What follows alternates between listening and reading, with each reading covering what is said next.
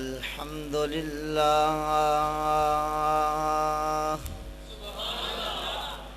الحمد لله نحمده ونستعينه ونستغفره ونؤمن به ونتوكل عليه ونعوذ بالله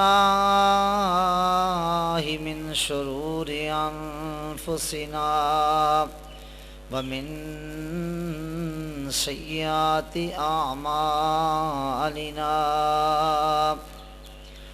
من يهده الله فلا مضل له ومن يضلله فلا هادي له ونشهد أن لا إله إلا الله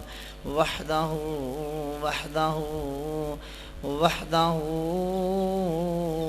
لا شريك له ونشهد أن سيدنا وسندنا ومولانا وملجانا ومأوانا ونورنا ونور أولنا ونور آخرنا ونور ظاهرنا ونور باطننا ونور أعيننا ونور صدورنا ونور قلوبنا ونور قبورنا سيدنا وسندنا ومولانا محمدا عبده ورسوله صلى الله تعالى عليه وعلى آله وأصحابه أجمعين أما بعد فأعوذ بالله من الشيطان الرجيم بسم الله الرحمن الرحيم يا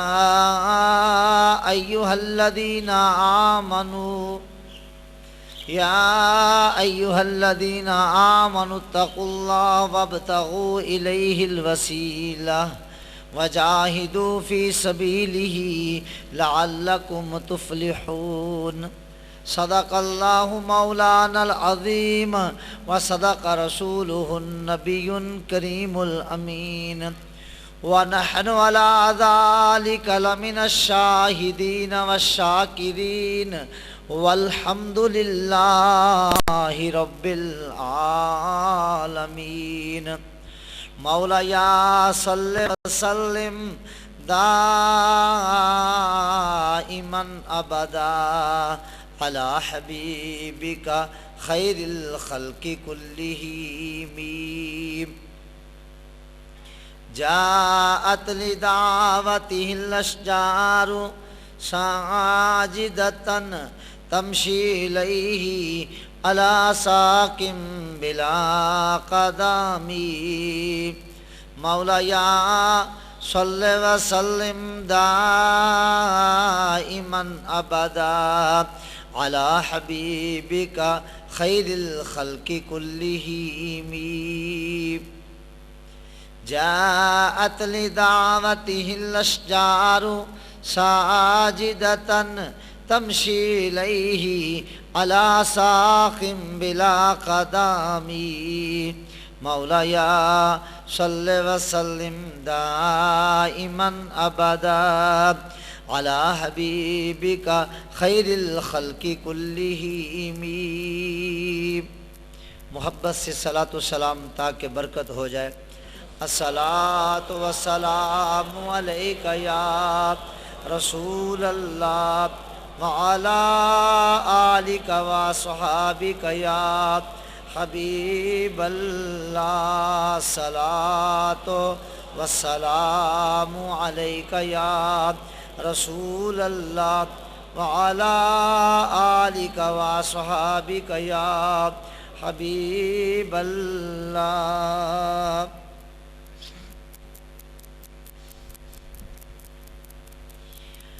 نعمتیں بانٹتا جس سمت وہ ذیشان گیا، نعمتیں بانٹتا جس سمت وہ ذیشان،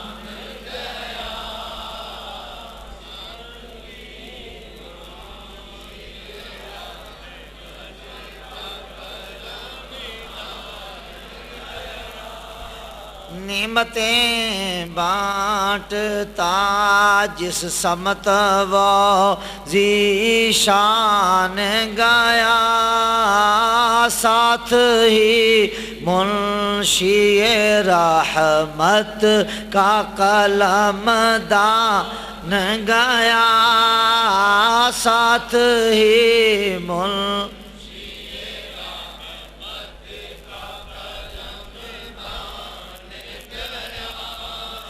لے خبر جلد کے غیروں کی طرف دھیان گیا، لے خبر جلد کے غیروں کی طرف دھیان گیا، لے خبر جلد کے غیروں کی طرف دھیان گیا، میرے مولا میرے آقا تیرے قربان گیا، میرے مولا میرے آقا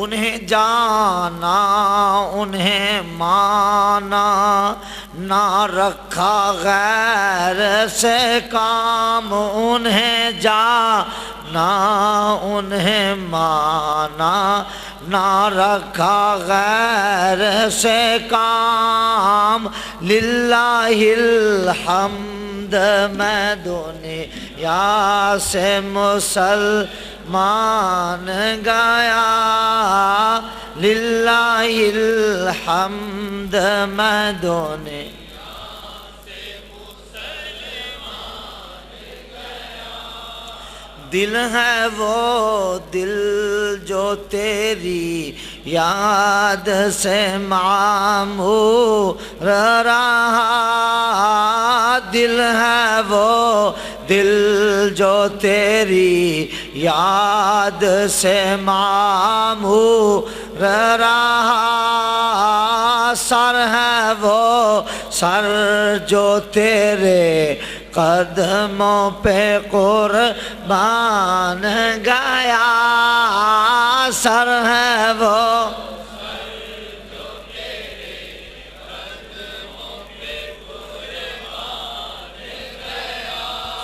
آہ وہ آنکھ،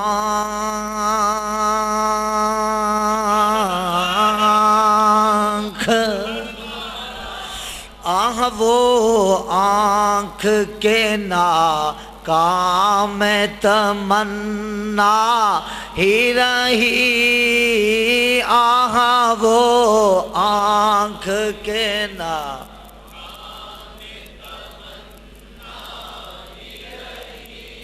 آہ وہ آنکھ کے ناکام تمنا ہی رہی،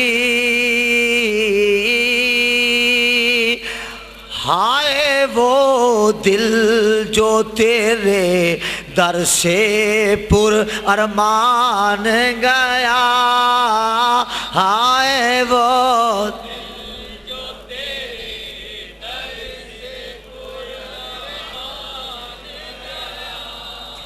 ہائے وہ دل جو تیرے در سے پر ارمان،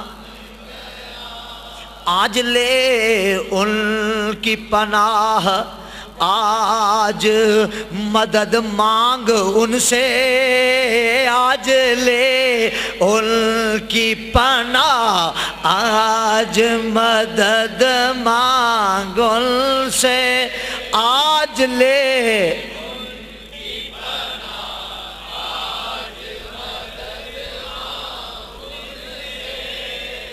آج لے ان کی پناہ، آج مدد مانگ ان سے، پھر نہ مانیں گے قیامت میں اگر مان گیا، پھر نہ مانیں گے قیامت۔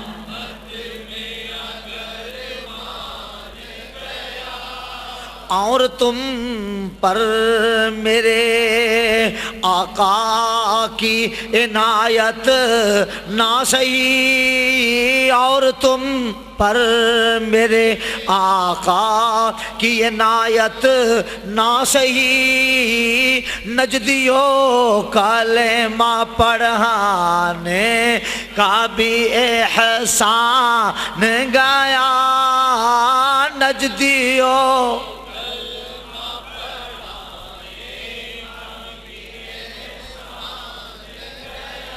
نجدیوں کلمہ پڑھا،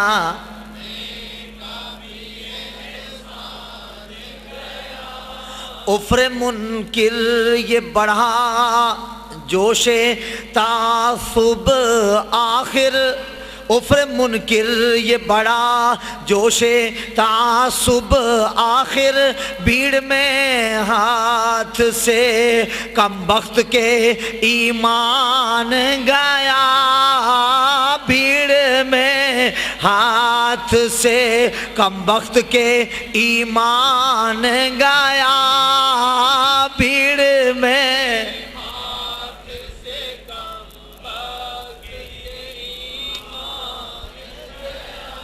جان و دل ہوش و خرد سب تو مدینے پہنچے، جان و دل ہوش و خرد سب تو مدینے پہنچے، جان و دل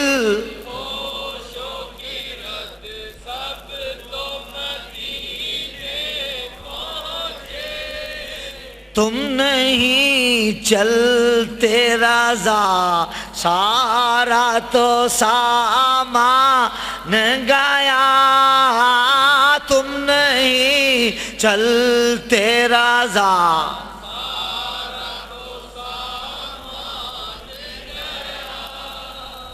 حمد و نعت کے بعد نہایت ہی واجب الاحترام مقتدر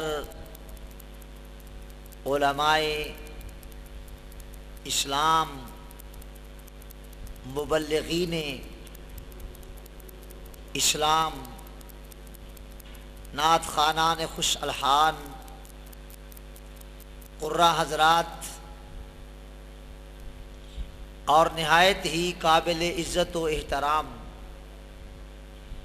حاضرین و سامعین کرام، الحمدللہ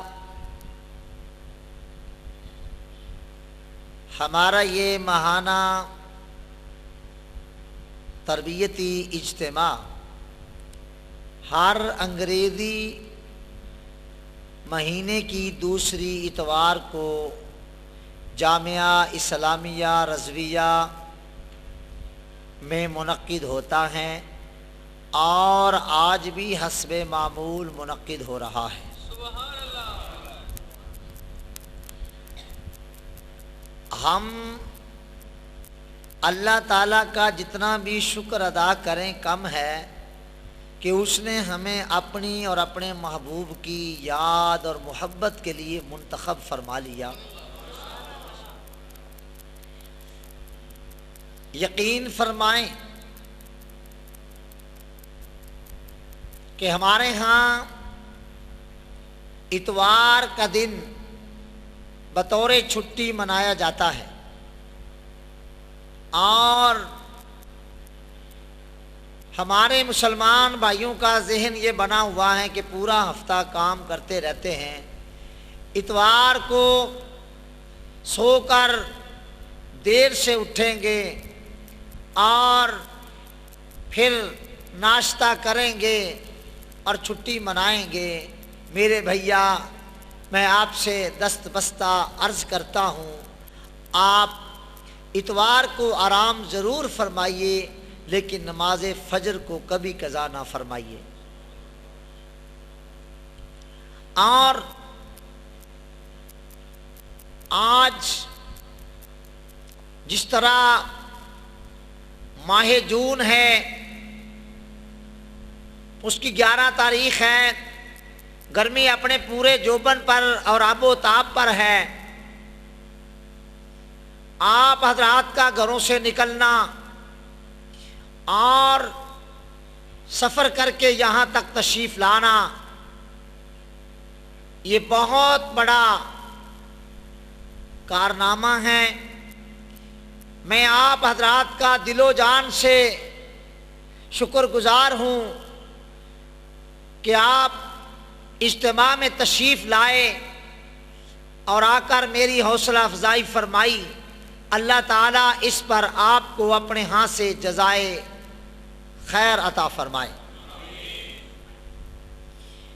برادران اسلام، یہ قاعدہ کلیہ ہے کہ بغیر محنت کے اور بغیر دوڑ دھوپ کے کبھی بھی کوئی مقام اللہ تعالیٰ کسی کو عطا نہیں فرماتا۔ اقبال نے ایک جگہ کہا تھا، آشوب قیامت سے یہ کیا کم ہے، گرفتہ چینیاں احرام و مکی خفت در بطحا، کہ وہ لوگ جو وادی بطحا کے رہنے والے ہیں وہ تو اب آرام کرنے لگ گئے کہ ہم نے اپنا کام کر دیا، اور چین والوں نے احرام باندھے اور حج کے لیے وہ مکہ مکرمہ تک آنے کے لیے تیار ہو گئے۔ برادران اسلام، مجھے آپ حضرات کی مشکلات معلوم ہیں، چونکہ احباب کو یہاں لانے کے لیے دعوتیں دینا اور ان کا وعدہ فرما لینا اور پھر اجتماع والے دن آپ کا ان سے رابطے کرنا اور بار بار ان کے دروازوں پر جانا اور ان کا ماو استراحت پانا یا گھر والوں کا یہ کہہ دینا کہ صاحب وہ تو کہیں چلا گیا ہے، یہ سارے معاملات میرے سامنے ہیں۔ مجھے پتہ ہے آپ کس قدر مشکلات سے گزر کر، کس قدر مصائب و آلام سے گزر کر، کس قدر اپنے اوپر جبر کر کے صبر کر کے پھر یہاں تک تشریف لاتے ہیں۔ میں تو آپ کو کچھ نہیں دے سکتا، لیکن اللہ سے دعا کرتا ہوں وہ اللہ آپ کو دنیا اور آخرت دونوں جہانوں میں اجر کثیر عطا فرمائے۔ یہ بات مجھ تک پہنچتی رہتی ہے کہ حضرت بات یہ ہے کہ جب ہم مہینہ بھر دعوتیں دیتے ہیں تو بہت سارے احباب تیار ہو جاتے ہیں اجتماع میں آنے کے لیے، لیکن عین وقت پر آ کر ہمارے لیے بڑی مشکل بن جاتی ہے۔ ہم سواری بھی لا کر کھڑی کر دیتے ہیں، پھر بھی ساتھی جانے کو تیار نہیں ہوتے۔ تو اس کا سبب آپ کی دعوت میں کمی نہیں ہے، اس کا سبب وہ حالات اور وہ ماحول ہے جس میں میں اور آپ جی رہے ہیں، جس میں میں اور آپ رہ رہے ہیں، اور ہماری عادات و خصائل ہیں کہ ہم رات کو دیر تک جاگتے رہتے ہیں اور صبح دیر سے اٹھتے ہیں۔ یہ باتیں دین اسلام نے نہیں سکھائیں۔ اسلام تو یہ کہتا ہے کہ رات کو جلدی سو جاؤ عشاء کی نماز کے بعد، اور صبح جلدی بیدار ہو جاؤ اور اپنے کام کاج میں مصروف و مشغول ہو جاؤ۔ دوسری بات یہ ہے کہ اگر سارا کام آسانی سے ہونے لگ جائے تو پھر آپ کی قدر و منزلت اور آپ کا اجر عند اللہ وہ کیسے مرتب ہو؟ اجر تو اسی پر ہے کہ آپ کی راہ میں رکاوٹیں آئیں، نفس و شیطان دونوں آپ کے لیے سخت مشکلات پیدا کر دیں، اور ان مشکلات کے باوجود بھی آپ اپنے مقام سے ہٹیں نہیں بلکہ جد و جہد کو جاری رکھیں۔ آج آپ یقین فرما لیجئے کہ وہ لوگ جو انٹر کیبل کمپیوٹر اور سی ڈی پلیئر اور پتہ نہیں کیا کیا ان میں مشغول و مصروف ہیں، اور آپ اللہ اور اس کے پیارے محبوب جل والا و صلی اللہ تعالی علیہ وسلم کے ذکر میں مصروف ہیں۔ اب اپنے دل سے پوچھئے کہ ان میں اور آپ اپنے آپ میں فرق محسوس کر رہے ہیں کہ نہیں؟ کیا یہاں آ کے آپ نے ایک سکون اور ایک سکینہ محسوس کیا ہے کہ نہیں؟ اٹھا کر ہاتھ بتائیے نا۔ وللہ الحمد۔ آپ نے کبھی دیکھا ہوگا ریلوے اسٹیشن پر جب آپ ٹرین سے اتریں تو وہاں کلی ہوتے ہیں، وہ جلدی سے آتے کہتے ہیں بھائی لائیے ہم آپ کا سامان اٹھا لیتے ہیں۔ ایک آپ کا ووٹیج کیس سر پہ رکھ لیتا ہے، اس کے اوپر کہتا ہے گٹھری اوپر رکھ دو، ایک بیگ اس کندھے پہ ڈال لیتا ہے، ایک بیگ دوسرے کندھے پہ ڈال لیتا ہے، اور ایک آپ کا بیگ ہاتھ میں پکڑ لیتا ہے، چل پڑتا ہے۔ آپ حیران ہوتے ہیں کہ گرمی کا موسم اور اس نے اتنا وزن اٹھا لیا۔ اس سے پوچھا کہ بھائی آپ جو اتنا وزن اٹھاتے ہیں تو آپ کو تکلیف نہیں ہوتی؟ اس نے کہا بات یہ ہے کہ اگر میں وزن پر نظر رکھوں تو میں تو ایک قدم نہیں چل سکتا، میری نظر اس منزل پر ہوتی ہے کہ تھوڑی دیر کے بعد میں باہر پہنچوں گا اور منزل پر پہنچ کر سامان اتار دوں گا اور مجھے اجرت مل جائے گی۔ تو میں کبھی بھی نظر بوجھ پر نہیں رکھتا، میں اپنی منزل پر نظر رکھتا ہوں۔ منزل پر پہنچ کر جو مجھے اجرت ملنی ہے میری نظر اس اجرت پر ہے، اور وہ مجھے بوجھ اٹھاتے ہوئے بھی فرح شادہ کر دیتی ہے کہ کوئی پرواہ نہیں، بوجھ اٹھا رکھا ہے، ابھی منزل آ جائے گی اور منزل پر مجھے افزانہ اور مزدوری مل جائے گی۔ آپ اپنا کام کرتے وقت قطعاً ان مصائب و آلام پر نظر نہ رکھیں کہ جی میں 7 بار فلاں کے دروازے پر گیا، وہ نہیں صاحب آئے، سوئے ہوئے ہیں، آرام فرما رہے ہیں، یا نہیں آنے کا موڈ ہے۔ آپ منزل پہ نظر رکھیں، کل جب حشر کا میدان ہوگا اور وہاں اللہ تعالیٰ کے محبوب کی جلوہ نمائی ہوگی اور مقام محمود پر جلوہ گر ہوں گے اور آپ کا نام لے کر فرمائیں گے او فرشتو فلاں بن فلاں کو بلا لاؤ، وہ میرے جھنڈے کے نیچے آ کے کھڑا ہو جائے گا۔ آپ کو یہ اجر ایسے ہی نہیں ملے گا، لوائے حمد کے نیچے کھڑے ہونے کا مرتبہ یوں نہیں مل جائے گا۔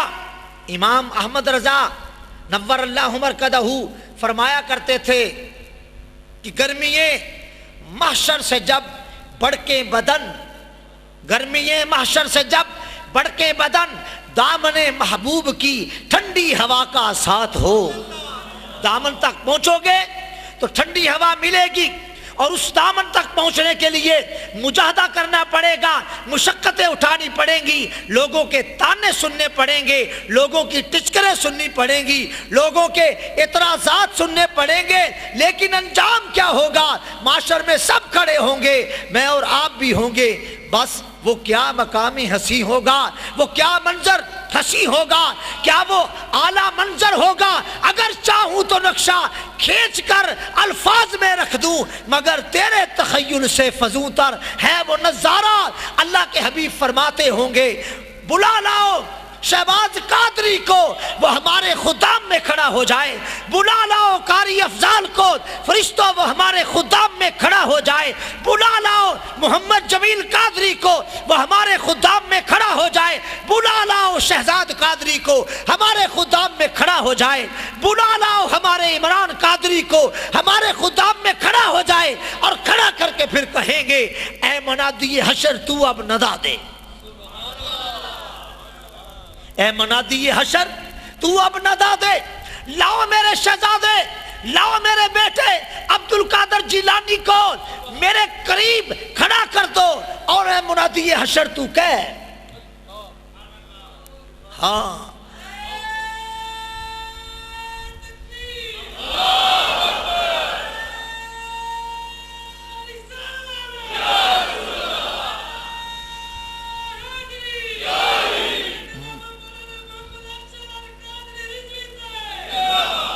منادی حشر میں یوں ندا دے گا قادریوں کو، منادی حشر میں یوں ندا دے گا قادریوں کو، کہاں ہیں قادری کر لیں نظارہ غوث اعظم کا، کہاں ہیں قادری کر لیں، کہاں ہیں قادری کر لیں نظارہ غوث اعظم کا۔ برادران اسلام، یہ مرتبہ یوں نہیں ملے گا، اس کے لیے آپ کو محنت کرنی پڑے گی، مشقت اٹھانی پڑے گی۔ جہاں آپ خود مسلمان ہیں اپنی جیب کو بھی کلمہ پڑھانا ہوگا، چونکہ جب تک جان اور مال سے آپ راہ خدا میں نہیں نکلیں گے کامیابی نہیں ہوگی۔ میں نے بارہا مرتبہ اس بات کا اعلان و اظہار آپ حضرات کے روبرو کیا ہوا ہے۔ جس دن اس اجتماع کا آغاز کیا تھا اس دن کل 17 آدمی تھے میرے شمول، لیکن اگر ہم یہ سمجھتے کہ شہر سے یہ علاقہ دور ہے پھر آبادی یہاں نہیں ہے تو کیسے ہوگا؟ الحمدللہ ہم نے ہمت نہیں ہاری، دعوتیں دیتے رہے اور دعوتیں دیتے رہے۔ جو احباب نہیں آئے ان کو پھر دعوتیں دی، جو پھر نہیں آئے ان کو پھر دعوتیں دی، وللہ الحمد کہ آج آپ یہ منظر دیکھ رہے ہیں۔ یہ آپ کی مہربانیاں ہیں، یہ آپ کی محبتیں ہیں، یہ آپ کی کاوشیں ہیں، یہ آپ کی محنت ہے کہ آج یہ نوجوان نیند کو خیر باد کہہ کے، آرام کو ترک کر کے جامعہ اسلامیہ رضویہ تک تشریف لائے ہیں۔ اور میں آج آپ سے یہ عرض کرنا چاہتا ہوں، گھبرائیے گا نہیں، کچھ فرق نہیں پڑتا۔ اگر ذات کا معاملہ ہوتا تو ہم لوگوں سے منہ موڑ لیتے، منہ پھیر لیتے۔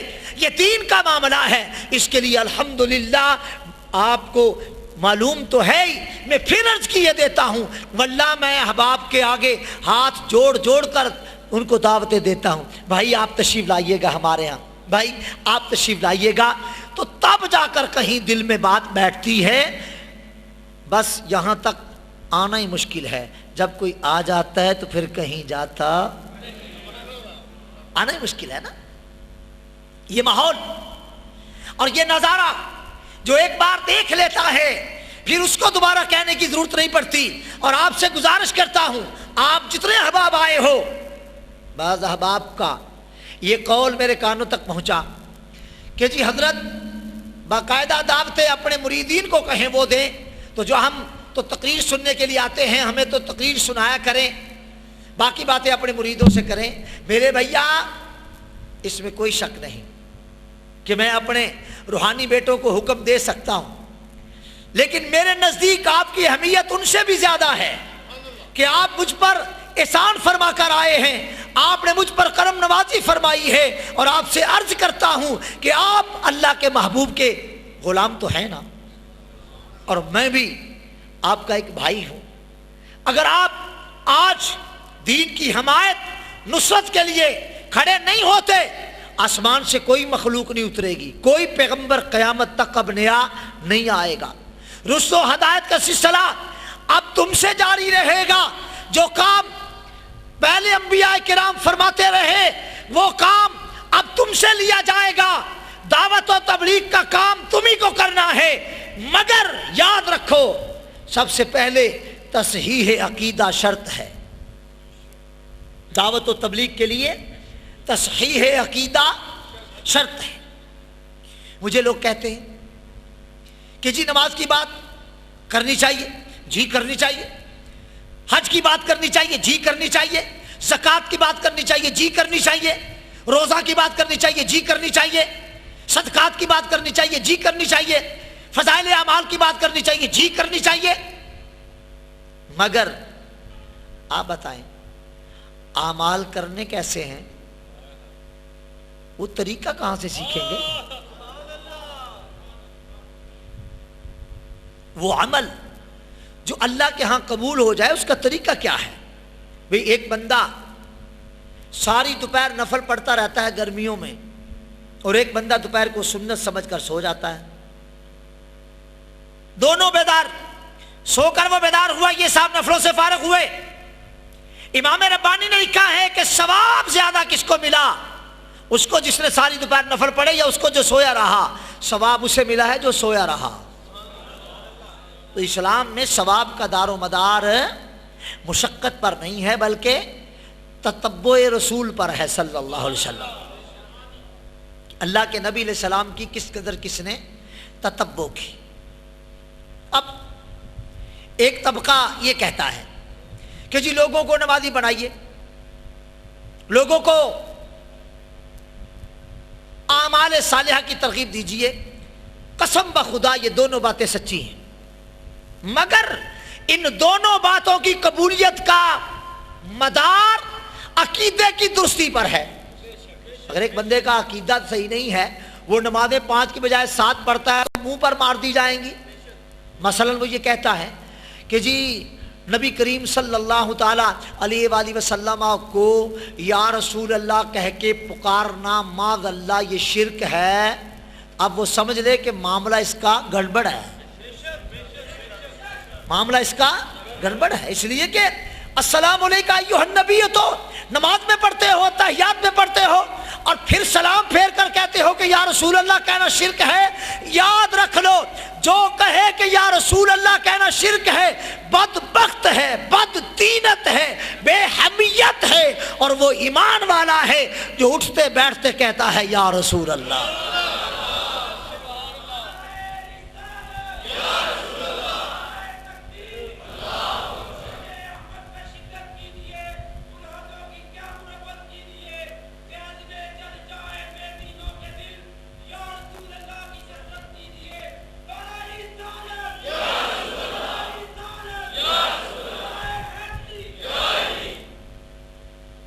غیظ میں جل جائیں بے دینوں کے دل، غیظ میں جل جائیں بے دینوں کے دل، غیظ میں جل جائیں یا رسول اللہ کی کثرت کیجئے، یا رسول اللہ کی کثرت۔ برادران اسلام، اللہ تعالیٰ قرآن مجید فرقان حمید میں ارشاد فرماتا ہے یا ایھا الذین آمنوا اتقوا اللہ، ایمان والو اللہ سے ڈرو، وابتغوا الیہ الوسیلہ، اور اس کی جانب وسیلہ تلاش کرو، وجاہدوا فی سبیلہ، اور اس کی راہ میں جہاد کرو، لعلکم تفلحون، تاکہ تم کامیاب ہو جاؤ۔ ایمان والو اللہ سے ڈرو، اتقوا اللہ یہ تقویٰ ہے، اور تقویٰ میں نماز بھی آ جاتی ہے، روزہ بھی آ جاتا ہے، حج بھی آ جاتا ہے، زکوٰۃ بھی آ جاتی ہے، صدقات و خیرات، تمام اعمال صالحہ اتقوا اللہ میں آ گئے تھے۔ یا ایھا الذین آمنوا اتقوا اللہ، ایمان والو اللہ سے ڈرو، یعنی اعمال صالحہ کرو، نماز پڑھو، روزہ رکھو، زکوٰۃ دو، حج کرو، نیکیاں کرو، وابتغوا الیہ الوسیلہ، اس کے بعد پھر اللہ کی طرف وسیلہ تلاش کرو۔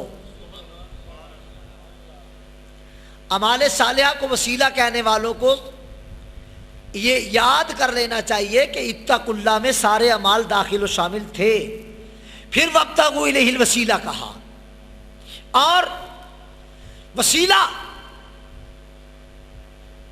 اللہ اکبر، باقی تمام چھوٹے وسیلے ہیں، وسیلہ اکبر محمد مصطفیٰ کی ذات ہے۔ بعض لوگ کہتے ہیں جی ٹھیک ہے، جب کوئی بندہ فوت ہو گیا تو اس کا تو دنیا سے کوئی تعلق نہیں رہا، اب اس کے ساتھ ہمارا کوئی رابطہ نہیں ہو سکتا۔ جی ہاں، تو آپ کا نہیں ہو سکتا ہوگا، اللہ والوں کا تو رابطہ رہتا ہے۔ اللہ والوں کا تو رابطہ رہتا ہے. حضرت فقیہ ابو لیث سمرقندی، ان کا لقب تھا امام الہدا اور نام تھا نصر بن محمد. اب امام الہدا، نصر بن محمد، فقیہ ابو لیث سمرقندی، 4 واسطوں سے امام ابو یوسف رحمت اللہ تعالی علیہ کے شاگرد ہیں. اور امام احمد رضا نے ان کے بارے میں فرمایا کہ یہ وہ حضرت ہیں جو فتوی حقیقی دیتے تھے. ابو لیث سمرقندی آپ لکھتے ہیں کہ ایک مرد صالح نے بیان فرمایا کہ میں رات کو نکلا تو مسجد میں مجھے جانا تھا، راہ میں قبرستان پڑتا تھا. میں نے کہا چلو تھوڑی دیر ہے ابھی اذان میں نماز میں، تو میں تھوڑی دیر قبرستان میں دعا وغیرہ کر لیتا ہوں. کہتے میں وہاں بیٹھا تو مجھ پر اونگ آ گئی. ایک قبر سے ٹیک میں نے لگا رکھی تھی. اونگ کے عالم میں نے دیکھا کہ سارا منظر جگمگ کر رہا ہے اور اعلیٰ قسم کے خوان آ رہے ہیں اور تحائف ہیں، تو وہ تقسیم کیے جا رہے ہیں اور لوگ لے رہے ہیں. سارے لے کے چلے گئے تو آخر میں ایک نوجوان بڑا پریشان بیچارہ مایوس کھڑا رہا. اور آخر وہ جب چلنے لگا تو میں نے پوچھا اے نوجوان یہ کیا معاملہ ہے؟ انہوں نے کہا کہ یہ ان فوت شدگان کے اعزا و اکارم میں تحائف بھیجے ہیں ان کے لیے جو ان کو تقسیم کیے جا رہے تھے. میرا پیچھے کوئی ہے نہیں، تو مدت ہوئی میرے لیے کبھی کوئی تحفہ نہیں آیا. میں بڑا پریشان ہوں. میری والدہ اور میں دونوں حج کے لیے جا رہے تھے. میں عین جوان تھا. مقام مصرع پر میرا انتقال ہو گیا. میری ماں نے میرے انتقال کے بعد اور نکاح کر لیا اور وہ پھر مجھے بھول گئی. کبھی میری ماں نے نہ تو کوئی میرے لیے صدقہ کیا نہ میرے لیے کبھی دعا کی. مجھے کہیں سے کچھ نہیں آتا تو میں پریشان ہوں. میں نے کہا کہ اپنا پتہ بتا سکتے ہو؟ تو اس نے مجھے پتہ بتایا. میں جب اونگ سے بیدار ہوا اس پتے پر میں پہنچا تو میں نے دروازہ کھٹکھٹایا تو اندر سے کوئی عورت بولی. میں نے کہا کہ بی بی آپ کا کوئی بیٹا ہے؟ اس نے کہا نہیں میرا تو کوئی بیٹا نہیں ہے. میں نے کہا کبھی تھا کوئی بیٹا؟ کہنے لگی ہاں میرا بیٹا تھا لیکن عین جوانی میں وہ فوت ہو گیا اور اس کے بعد میں نے اور نکاح کر لیا.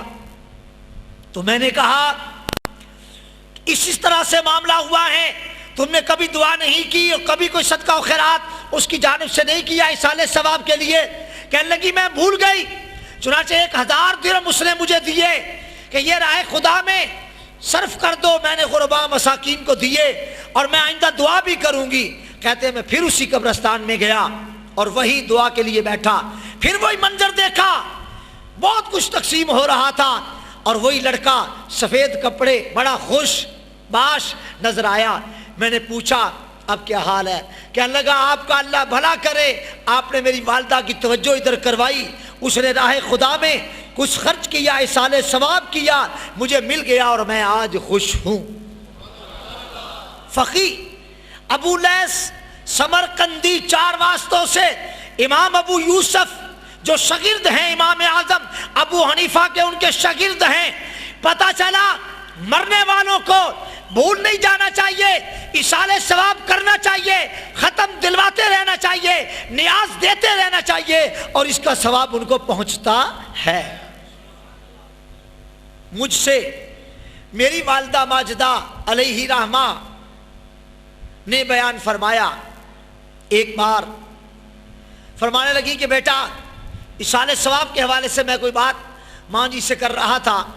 مجھے فرمانے لگی کہ تمہاری ایک بہن فوت ہو گئی تھی جو باتیں کرنے لگ گئی تھی، 4 سال کی تھی. تو بس مجھے ایک دن خیال نہ رہا، کوئی منگتا آیا تو روٹی جو تھی وہ اس وقت وہی تھی جو ایک جانب سے تھوڑی سی جل گئی تھی. میں پکا رہی تھی روٹیاں تو سیک زیادہ لگ گیا. میں نے اس پر سالن ڈال کر وہ روٹی فقیر کو دے دی. میری اما جان فرماتی ہے کہ رات کو تمہاری بہن غالباً نام ان کا بلقیس بتاتی تھی، خواب میں آئی، مجھے کہتی ہے ہم والدہ کو بی بی کہتے تھے، تو مجھے کہتی ہے بی بی میں نے سڑی ہوئی روٹی دینی سی۔ مطلب یہ کہنے کا کہ جو آپ دیتے ہیں وہ ان تک پہنچتا ہے اور ایصال ثواب ہوتا ہے۔ اور جو لوگ اس زمانہ میں یہ شور مچا رہے ہیں کہ مرنے والے مر گئے، ختم ہو گئے، تعلق ختم ہو گیا، ٹھیک ہے آپ بے شک ختم کیجئے، مگر اپنوں سے تعلق ختم کیجئے۔ ہمارے فوت شدگان کے ساتھ ہمارا تعلق ہے، ہم ایصال ثواب کرتے رہیں گے، دعائیں کرتے رہیں گے، فاتحہ پڑھتے رہیں گے اور راہ خدا میں صدقات و خیرات کرتے رہیں گے، اور اللہ سے امید رکھتے ہیں کہ اس کا ثواب ان کو پہنچتا رہے گا۔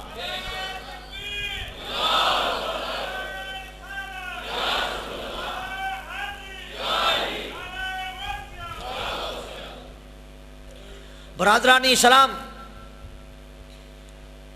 ہمارے زمانہ میں لوگ یہ سمجھتے ہیں کہ عقائد سے، چونکہ عقائد وہ بیان کرنے کے اہل نہیں ہیں، اگر کریں تو معاملہ گڑبڑ ہوتا ہے، لوگوں کو صرف اعمال پر لگا کر اس طرح سے عقیدے سے ایک طرف کرتے ہیں۔ اور میں آپ کو سچی اور کھلی بات بتاتا ہوں، اگر عقیدہ صحیح نمازیں قبول، عقیدہ صحیح روزہ قبول، عقیدہ صحیح حج قبول، عقیدہ صحیح زکوٰۃ قبول، عقیدہ صحیح خیرات قبول، عقیدہ صحیح صدقات قبول، عقیدہ صحیح فضائل اعمال ملے کا صلہ ملے گا۔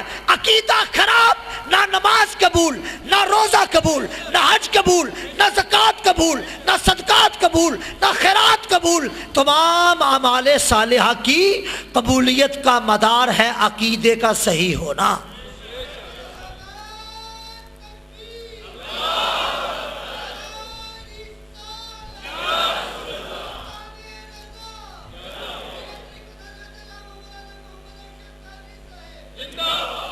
حضرت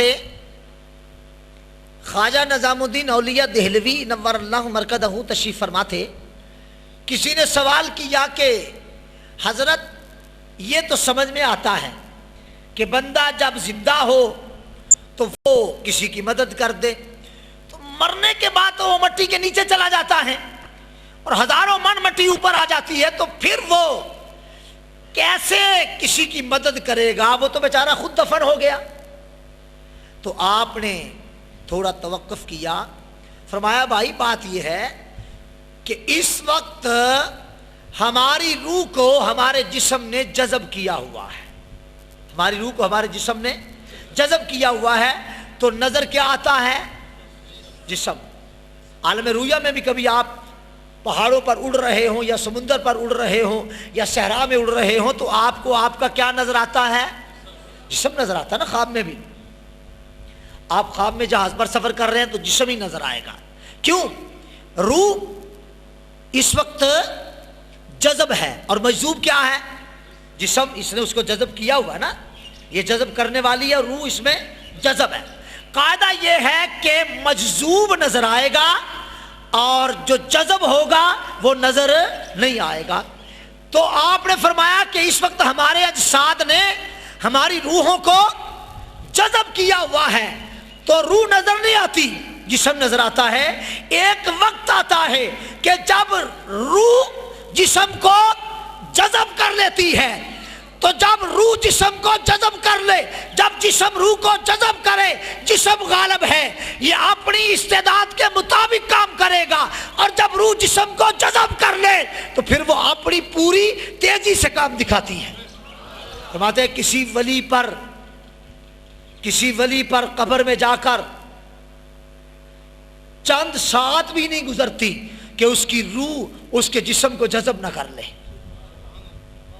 جب روح جسم کو جذب کر لیتی ہے تو غالب کون آ گئی؟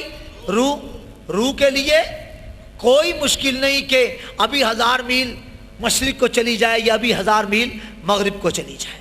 لہذا اس عالم میں جتنے ہمارے سامنے معاملات ہیں وہ عالم کثیف کے ہیں، یہ عالم کثافت ہے نا، تو عالم کثافت کے احکامات عالم لطافت پر منضبط کرنا یہ تو بیوقوفی ہے۔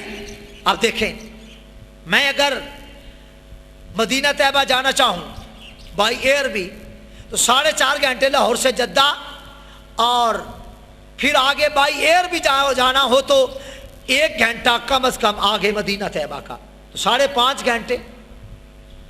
یہ کیوں ہے کہ عالم کثافت میں ہوں، لیکن آپ ابھی نمبر ڈائل کریں مدینہ طیبہ کا تو ودن 1 منٹ آپ کی آواز مدینہ طیبہ کی سرزمین پر گونجنے لگے گی، اور وہاں کی آواز آپ کے کانوں میں گونجنے لگے گی۔ اب یہ آواز تو ودن 1 منٹ مدینہ طیبہ میں پہنچی، اور آپ کو پہنچنے کے لیے 5.5 گھنٹے چاہیے۔ جسم جوہر کثیف ہے اور آواز جوہر لطیف ہے، اور یہ مشاہدہ ہے کہ مجھے پہنچنے کے لیے وقت لگے گا، آواز کو پہنچنے کے لیے وقت نہیں لگے گا۔ روح آواز سے زیادہ لطافت رکھتی ہے، لہذا روح کہیں امداد کے لیے پہنچے تو اسے اتنا وقت بھی نہیں لگتا۔ اب بغداد شریف سے غوث اعظم رضی اللہ تعالیٰ عنہ لاہور میں امداد کیسے فرمائیں گے؟ بھائی تیری آواز بغداد شریف میں ابھی نہیں پہنچ جائے گی، جوہر لطیفہ ہے نا، پہنچ جائے گی، مشاہدہ ہے۔ بتائیے جو میں کہہ رہا ہوں سمجھ میں آ رہا ہے؟ ہاتھ اٹھا کے بتائیے۔ اب آواز وہاں جا رہی ہے، آپ ذرا ریسیور میں گھس جائیں کہ میں بھی وہاں جا کے نکل پڑتا ہوں، یا اسے کہیے کہ تو بھی گھس ریسیور میں، یہاں نکلا میرے کمرے میں، ہو سکتا ہے؟ نہیں۔ کیوں؟ جوہر لطیفہ یہاں سے ادھر گیا اور ودن 1 منٹ وہاں پہنچ گئی آپ کی آواز۔ آپ نہیں جا سکتے اس طرح۔ اور جب جوہر لطیف کا معاملہ ہوگا، آواز جوہر لطیف ہے نا، اور روح جوہر لطیف یعنی وہ آواز سے زیادہ لطیف ہے، تو آواز اتنی جلد پہنچ جاتی ہے لہروں کے ذریعے، تو جو روح ہے اس کی سپیڈ کیا ہوگی؟ غوث اعظم رضی اللہ تعالیٰ عنہ فرماتے ہیں مریدی لا تخف اللہ ربی عزوما قاتلا عند القتال، میرے مرید قادری گھبرانا، اللہ میرا رب ہے جو تجھ سے لڑنے آئے گا میں اس کا معاملہ برابر کر دوں گا۔ فرمایا میرا مرید مشرق میں کوئی خلاف قانون حرکت کر ڈالے، میں مغرب میں ہوں تو میں اس کی پردہ پوشی کرتا ہوں، میں اس کی پردہ پوشی کرتا ہوں۔ قادریوں کے لیے یہ معیدہ ہے۔ فرمایا کہ میرا مرید مرے گا ہی نہیں جب تک توبہ نہ کر لے، کلید الجواہر میں لکھا ہے۔ تو یا ایھا الذین آمنوا اتقوا اللہ وابتغوا الیہ الوسیلہ، ایمان والو اللہ سے ڈرو اور اس کی جانب وسیلہ تلاش کرو۔ اب آپ بتائیں، ایک آدمی کہتا ہے جی ٹھیک ہے آپ ہمارے ساتھ چلیں، ٹھیک ہے ہم چلتے ہیں۔ تو جب تھوڑا سا چلتے ہیں تو جا کے پاس ساتھ بٹھا کے کہتے ہیں یار دیکھو نا یہ جو سنی ہے نا یہ تو شرک کرتے ہیں۔ اچھا بھائی کیا شرک کرتے ہیں؟ یہ تو غیر اللہ سے مدد مانگتے ہیں۔ کیا کہتے ہیں؟ یہ تو علی مشکل کشا کہتے ہیں۔ توبہ توبہ توبہ، یہ تو شرک کرتے ہیں۔ بتائیے، مجھے ایک نوجوان نے آ کے کہا جی اب تو وہ آپ کے بارے میں یوں کہتے ہیں، اب آپ بتائیے۔ میں نے کہا بھائی بات یہ ہے، جس نے یہ کہا ہے نا کہ علی مشکل کشا کہنا شرک ہے، اسے کوئی لکھ دے، اسے کہو لکھ دے۔ تو انہیں کہا کہ جی لکھ دو، تو آپ اپنے بڑوں کے پاس، انہیں کہا ہوگا لکھ دو، تاحال لکھا ہوا جواب نہیں آیا، جب آئے گا تو میں آپ کو بتاؤں، لکھ دو۔ اب میں نے کہا آپ کو کہہ دیا نا، تو ان سے پوچھو کہ یہ شرک ہے، کوئی بھی کرے تو شرک ہے نا۔ جب علی مشکل کشا کہنا شرک ہے تو وہ کوئی بھی کہے گا تو شرک ہی ہوگا نا۔ یہ تو کوئی بات نہیں نا کہ میں کہوں تو شرک ہے اور وہ کہے تو شرک نہیں ہے، شرک ہوگا۔ میں نے کہا ان سے پوچھو، قسم دے کے پوچھو کہ تم نے کبھی اپنے بڑوں سے پوچھا؟ رائے ونڈ والی جماعت سے میرا اس وقت تخاطب ہے، پوچھو تبلیغی جماعت رائے والی سے کہ اپنے بڑوں سے کبھی پوچھا کہ ہم ہیں کون؟ الحمدللہ مسلمان ہیں. میں نے کہا مسلمان تو ہیں. آپ وہاں جا کے بیعت کرتے رہے کہ نہیں؟ میں نے کہا کس سے بیعت کی؟ تو کہ ہاں کی تھی. میں نے کہا انعام الحسن سے کی تھی؟ کہ ہاں. میں نے کہا وہ جو بیعت ہوتی تھی اس بیعت کے پیچھے اجازت نامہ تھا کہ نہیں؟ بغیر اجازت کے خالہ جی کا باڑا تو نہیں نا کہ جس کا جی چاہے وہ اٹھ کے بیعت لینی شروع کر دے. اجازت ہوگی نا، اتصالی اجازت. تو پیچھے اجازت تھی؟ نہیں بتایا ہوا انہوں نے. میں نے کہا تم سارے ہو چشتی صابری. رائے ونڈ والی ساری جماعت کون ہے؟ چشتی صابری. نہیں بتایا ہوا نا. اب میرا سوال تو یہ ہے کہ تم نے اس پر پردہ کیوں ڈال رکھا ہے؟ حاجی امداد اللہ صاحب مہاجر مکی کا باقاعدہ شجرہ ہے، شجرہ عالیہ چشتیہ صابریہ. اس کے اندر حاجی صاحب اپنے شجرہ شریف میں، شجرہ مبارک میں لکھتے ہیں مولانا رشید احمد صاحب گنگوئی کے پیر و مرشد، قاسم ننوتوی صاحب کے پیر و مرشد، خلیل احمد امبیٹھوی صاحب کے پیر و مرشد، مولوی محمد الیاس کاندلوی کو منازل سلوک خلیل احمد امبیٹھوی نے طے کروائی تھی. اور یہ سارے حضرات مرید ہیں حاجی صاحب کے. حاجی صاحب اس میں لکھتے ہیں کہ دور کر دے دل سے حجاب جہل و غفلت میرے رب، کھول دے دل میں در علم حقیقت میرے اب، ہادی عالم علی مشکل کشا کے واسطے.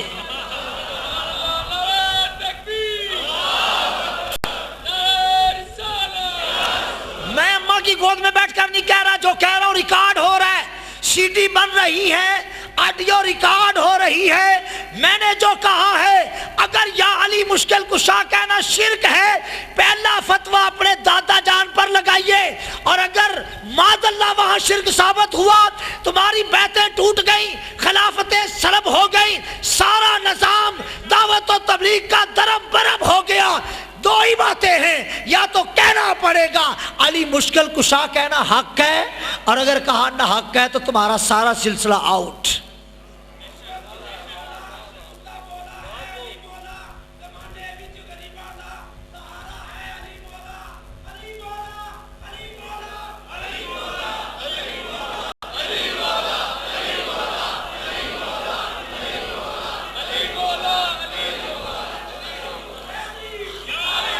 اہل نظر کی آنکھ کا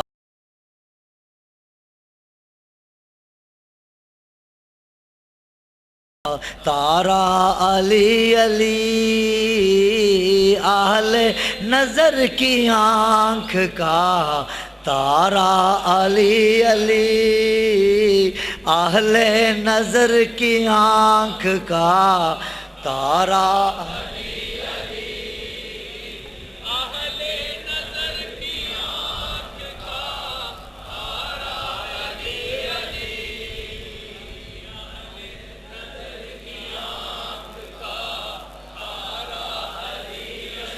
اہل نظر کی آنکھ کا تارا علی علی، ٹوٹے ہوئے دلوں کا سہارا علی علی، ٹوٹے ہوئے دلوں کا سہارا علی علی. چاروں سلاسل ہائے طریقت کی انتہا مولا علی پہ ہوتی ہے. سلسلہ علیہ نقشبندیہ، سلسلہ علیہ قادریہ، سلسلہ علیہ سوروردیہ، سلسلہ علیہ چشتیہ، چاروں سلاسل کی انتہا مولا علی پہ ہوتی ہے. اور مولا علی کا فیض ہے جو چاروں سلاسل میں آ رہا ہے. اور علی کو مشکل کشا کہنا شرک کہنے والوں گھر کی خبر لو.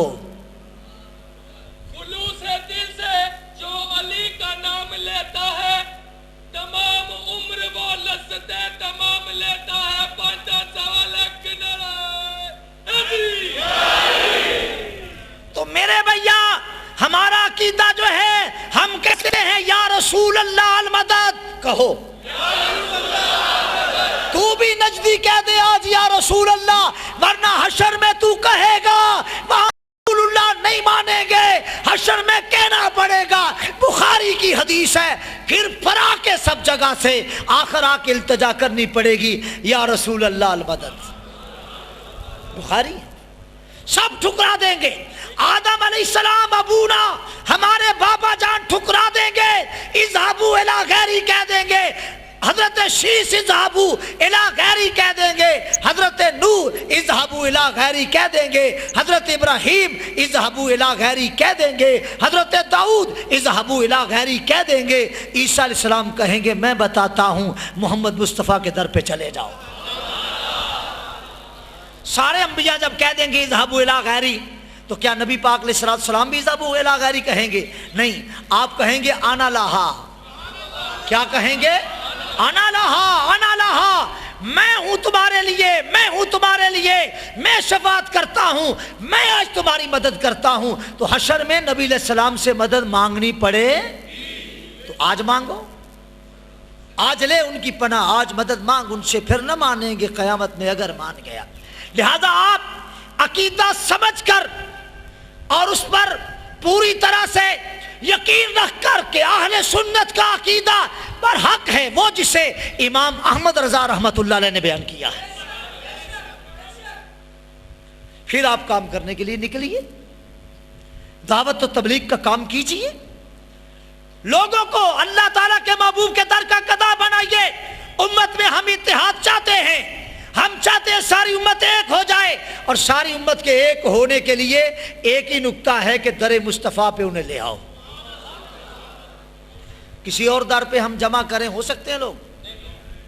تو ہمارا یہ نکتہ اتحاد کے لیے سرکار کے در کے گدا بن جاؤ۔ حق ہے، ہاتھ اٹھا کے ذرا کیمرے کی آنکھ محفوظ کرے، حق ہے جی۔ برادران اسلام، اب اسلام میں مصائب و علام آئیں گے، ظاہر ہے کہ جب تک آپ اپنے نظریہ کے اعتبار سے راسخ نہیں ہوتے تب تک بات نہیں بنتی۔ الحمدللہ اگر امام احمد رضا رحمت اللہ تعالی علیہ کو اللہ سرزمین ہند پر پیدا نہ کرتا تو نامعلوم کس گمراہی کی وادی میں ہم گرے ہوتے۔ اس مرد حقاقہ نے ہمیں حق بتا دیا اور ہمیں بتایا، کروں تیرے نام پہ جاں فدا، نہ بس ایک جاں دو جہاں فدا، دو جہاں سے بھی نہیں جی بھرا، کروں کیا کروڑوں جہاں نہیں۔ بس سیدھی سی بات ہے، جو ابتدا ہی سے دعوت میں سرکار مدینہ علیہ السلام کی محبت اور عشق کا درس دے، حق پر ہے۔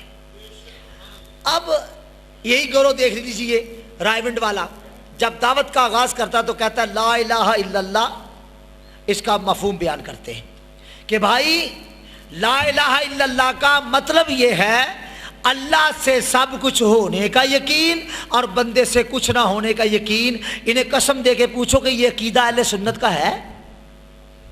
او بھیا یہ ہمارا عقیدہ نہیں ہے۔ اللہ سے سب کچھ ہونے کا یقین اور بندے سے کچھ نہ ہونے کا یقین یہ جبریہ کا عقیدہ ہے، اور جبریہ گمراہ اور کافر ٹولہ تھا۔ یہ جبریہ کا عقیدہ ہے، ہمارا عقیدہ نہیں ہے۔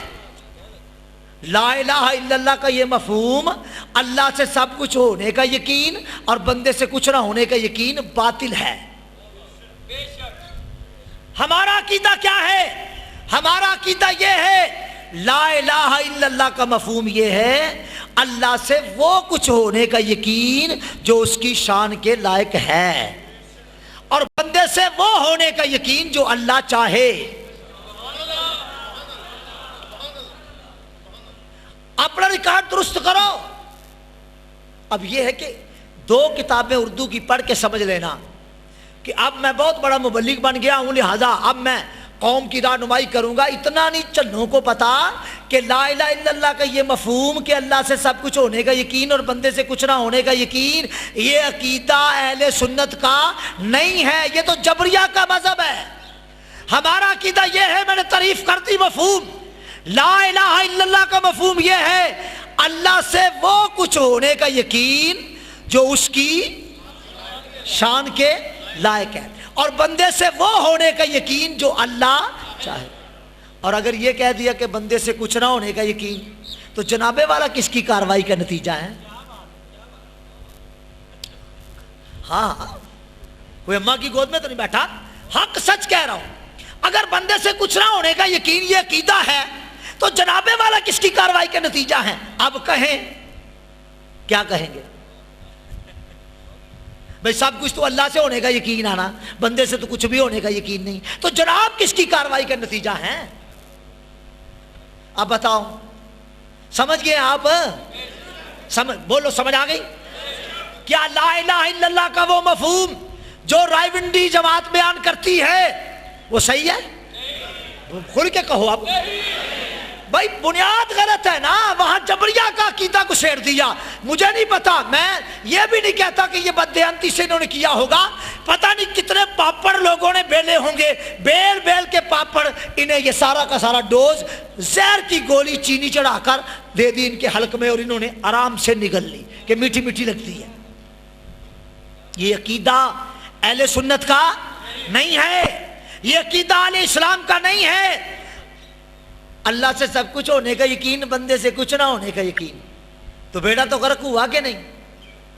اب اگر کہیں میں پوچھوں کہ جناب کس کی کاروائی کا نتیجہ ہے، اگر کہے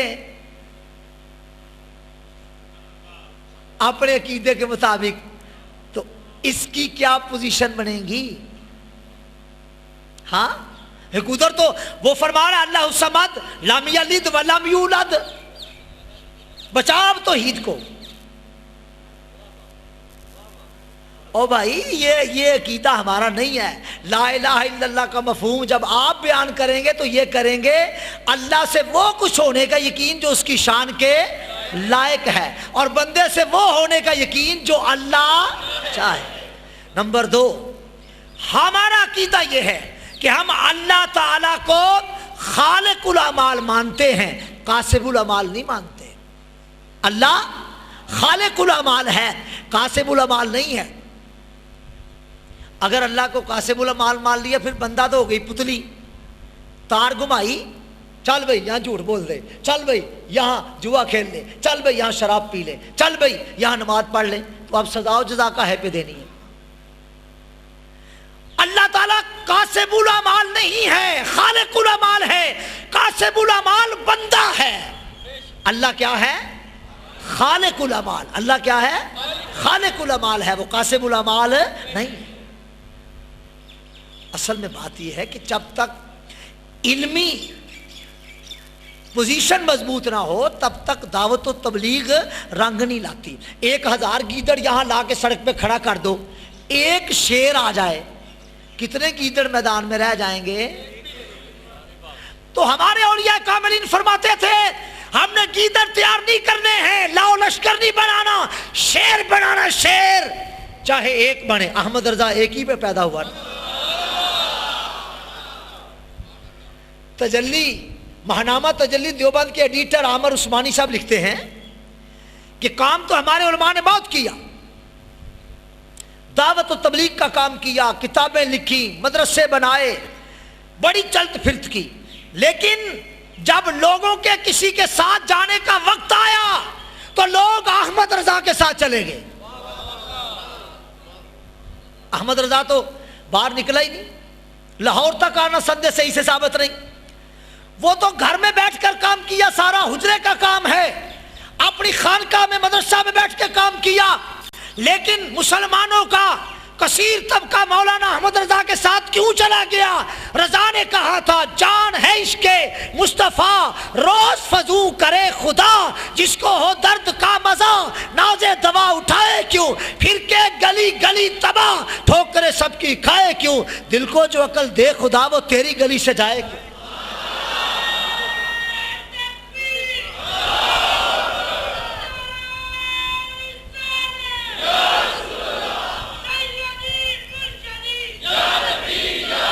لہذا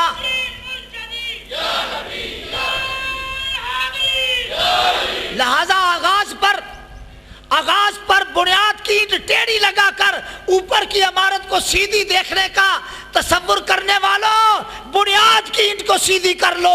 मैं बुनियाद सीधी करना चाहता हूं ताकि ऊपर की इमारत सीधी आए। ये अकीदा हमारा अहले सुन्नत अहले इस्लाम का नहीं है कि अल्लाह से सब कुछ होने का यकीन और बंदे से कुछ ना होने का यकीन। हमारा अकीदा ये है अल्लाह से वो होने का यकीन जो उसकी शान के लायक है, और बंदे से वो होने का यकीन जो अल्लाह चाहे। दो, अल्लाह खालिकुल अमाल है, कासिबुल अमाल नहीं है। हजरत अबू बकर सिद्दीक से साहिब रसाला कुशैरिया इमाम अबुल कासम अब्दुल करीम बिन हवाजन कुशैरी हजरत अली बिन उस्मान अजमेरी दाता साहब के उस्ताद हैं। रसाला कुशैरिया में लिखते हैं सिद्दीक अकबर रज़ी अल्लाह ताला अन्हो फरमाया करते थे, जहां तक तो मार्फत कसबिया का ताल्लुक है वो उलूम से आ जाती है, वो उलूम से मार्फत कसबिया उलूम से आती है। इल्म पढ़ो, किताबें पढ़ो, मार्फत कसबिया हासिल हो जाएगी। जहां तक मार्फत हकीकिया का ताल्लुक है फरमाते हैं वो उलूम से नहीं आती। मार्फत कसबिया उलूम से आती है, मार्फत हकीकिया उलूम से नहीं आती। पूछा गया हजरत वो कैसे आती है? फरमाया वो इज्जत से आती है। किससे? इज्जत से, आजी करने से। बंदा उलूम पढ़े मार्फत कसबिया आएगी, बंदा उलूम पढ़कर फिर इज्जत सीखे मार्फत हकीकी आएगी। रज़ा को यही दौलत आगे ले गई। रज़ा ने उलूम पढ़े थे, उनसे मार्फत कसबिया सीखी, फिर अपने आप को दर मुस्तफ़ा पर फना कर दिया। अल्लाह ने मार्फत हकीकी की दौलत अता फरमा दी। मदीने के गदा देखे हैं दुनिया के इमाम अक्सर, बदल देते हैं तकदीरें मोहम्मद के गुलाम अक्सर।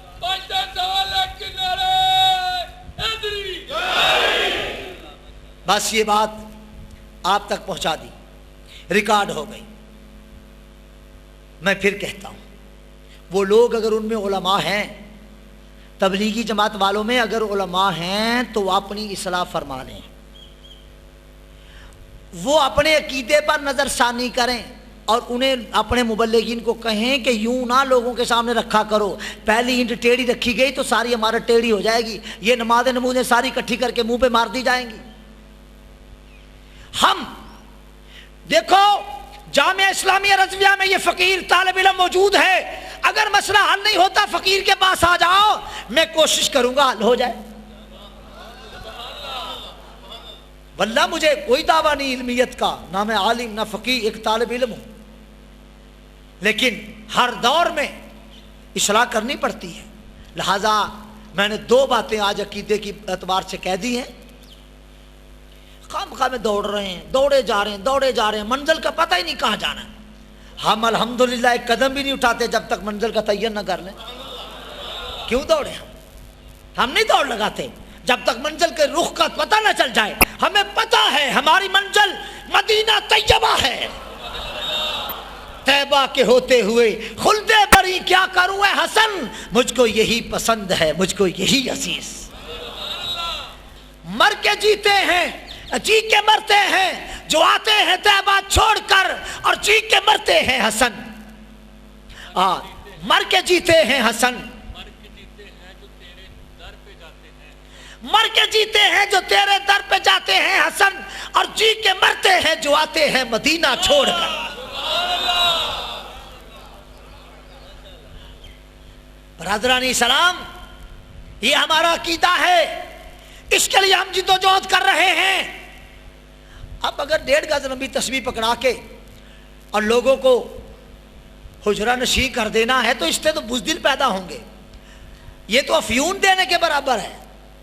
इस दौर में तस्बीह पकड़ाना, इस दौर में फकत नवाफल में लगाना, इस दौर में फकत वज़ाइफ में लगाना, ये इस कौम को फ्यून देने के बराबर है। इस दौर में लोगों को इल्म आगही के दौर में दलाइल और बराहीन से बताओ Islam is a complete code of life. आखिर दावा यानी अल्हम्दुलिल्लाह रब्बिल आलमीन।